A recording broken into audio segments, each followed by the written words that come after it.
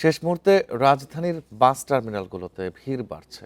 পর্যাপ্ত বাস না থাকায় টিকিট কাটতে যাত্রীদের দীর্ঘ লাইন রয়েছে। এতে বাড়ি ফেরা নিয়ে শঙ্কার কথা জানিয়েছেন অনেকেই। যাত্রীরা বলছেন দীর্ঘ সময় অপেক্ষা করেও তারা বাস পাচ্ছেন না। কাউন্টারে সময় মতো বাস না আসায় টিকিট কাটতে বেগ পেতে হচ্ছে। সরকারের পক্ষ থেকে অতিরিক্ত ভাড়া নেয়ার সুযোগ নেই বলা হলেও বেশিরভাগ যাত্রী অতিরিক্ত ভাড়া নেয়ার কথা জানিয়েছেন। যাত্রীরা অভিযোগ করেন কয়েকটি রুটের টিকিট প্রতি 400 থেকে 500 টাকা অতিরিক্ত নেওয়া হচ্ছে।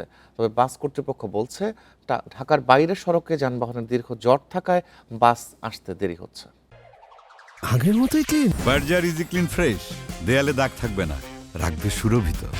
বাস অ্যাভেলেবেল পাই, কিন্তু এখন অ্যাভেলেবেল বাসও নেই, আবার ভাড়াটাও বেশি। যেখানে আমরা সচরাচর 500 থেকে বা 600 টাকায় যাই, সেখানে 1000 করে আমরা 2টা সিট। ময়মনসিংহে আমরা প্রায় 30 বছর যাবৎ যাতায়াত করতেছি।